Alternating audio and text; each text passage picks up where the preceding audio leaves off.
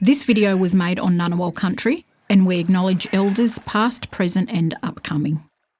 Aboriginal and Torres Strait Islander viewers are warned this video contains images and voices of deceased persons. So we're going to do this together as a team. Yep. So how can we best care for our mob when someone has a life-limiting illness and is coming to the end of their life? It all starts when their symptoms are increasing, even after treatment. Even though it can be difficult, a timely referral to palliative care means that we can provide options to prevent or relieve suffering, giving time for both patients and families to yarn with the palliative care team about the problems they are facing. When a referral is suggested, I think accepting that helps sooner rather than later. That gives the palliative care team plenty of time to get to know the patient and the family, as palliative care is about both of parts of a person's life. And then that gives them time to work out what's most important to the patient. Is it remaining at home until they die? Is it hopping on a plane to go hiking in Iceland? Is it completing a video to educate their mob about palliative care? So whatever that is, we need time to do that. We don't want to be rushed.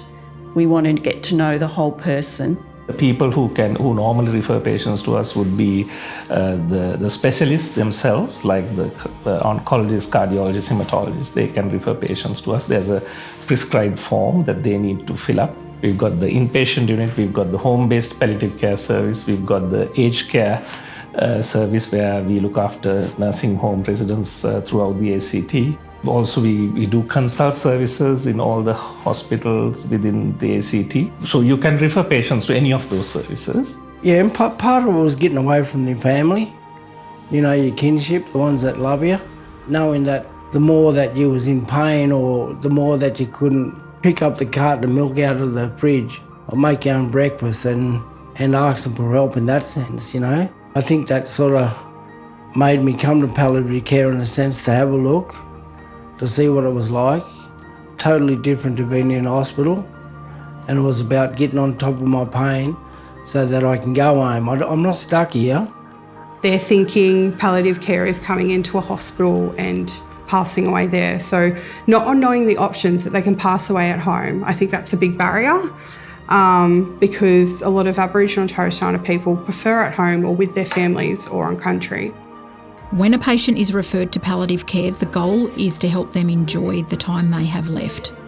A big part of this is managing their symptoms, such as pain. Okay.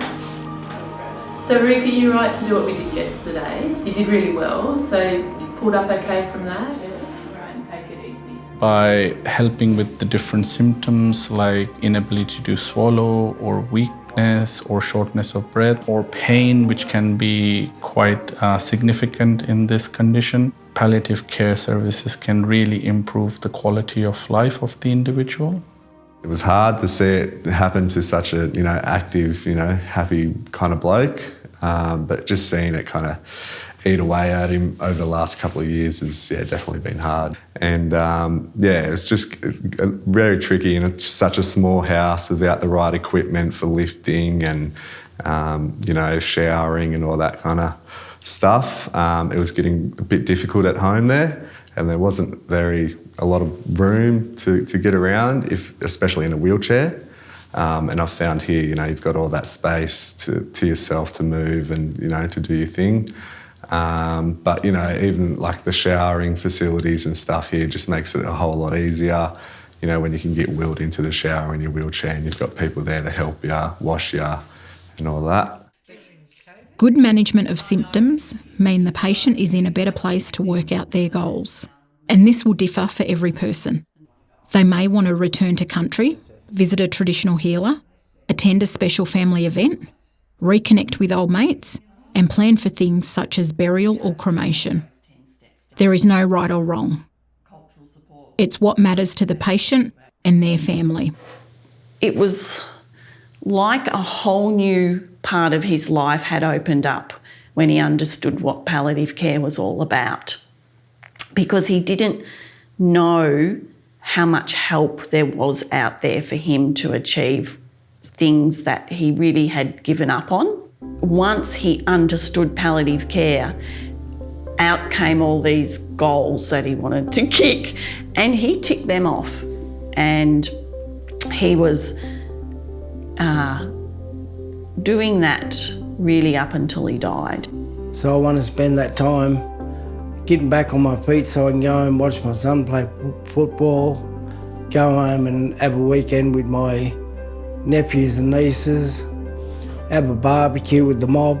It's taken a bit more strain off myself and my brother and the other family members, so we can kind of start putting a bit more stuff in place in terms of getting the equipment and things done at home so he can come home for his day visits and things. The patient's goals are an important part of a culturally appropriate care plan to relieve suffering, improve quality of life, and recognise the things that are important to them. I felt that he actually controlled the whole situation. He was the person in charge.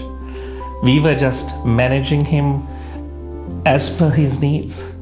For example, we were, the family members were part of the care, and he was very comfortable. And it was a second home, a home away from home for him. Referral for my father to come in. With the patient's goals identified, collaboration and consultation of healthcare services and patient is crucial. This allows both the patient and their family to be supported during their journey. One of the things that I want to tell you is that we have a very comprehensive service. It can be difficult because aunts and uncles may not want to be seen as being weak or needing help. As an elder, they feel responsible for caring for their mob. Ongoing consultation and collaboration between patient, family and palliative care keeps everyone in the loop as the situation changes throughout the end-of-life journey. By us educating them as to how this whole process works, what kind of things needed to be anticipated in the future, and putting things in place so that they might be able to manage the patient at home or in any other environment, and knowing when to ask for help. So I think providing support to the carers or the family members is a major part of palliative care. And I think the other thing that is crucial to palliative care is developing that trusting relationship. So that means both sides engaging fully and respecting one another. Communication is important because good palliative care involves lots of people, specialists, pharmacists, aged care providers, cultural support, the GP, Aboriginal medical services, counsellors and many others.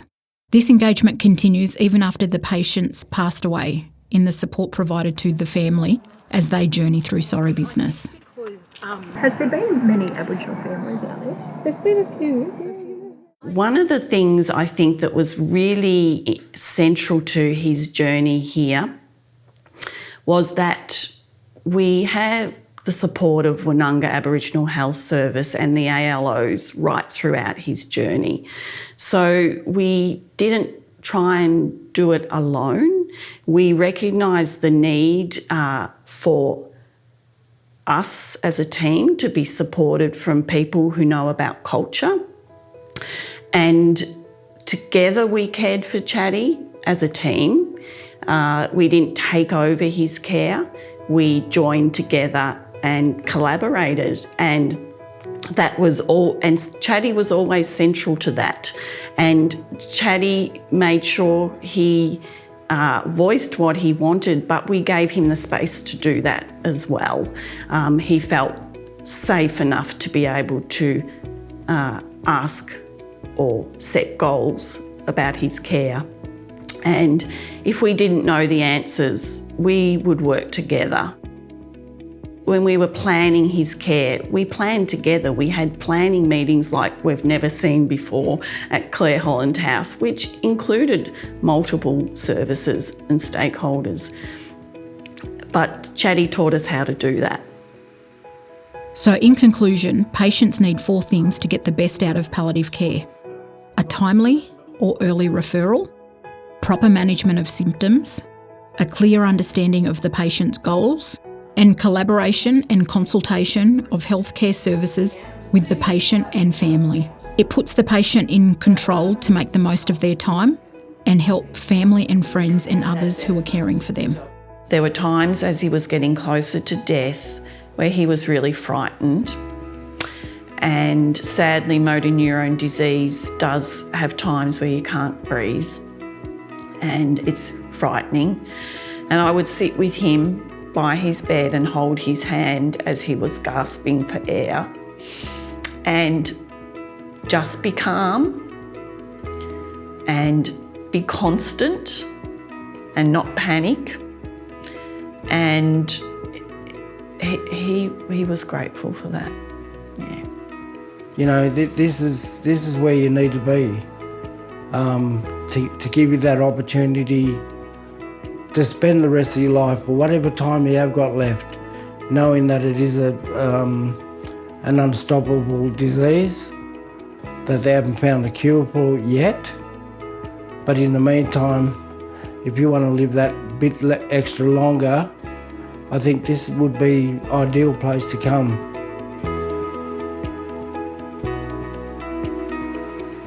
For further information on palliative care, please discuss with your chosen health professional or check out these websites.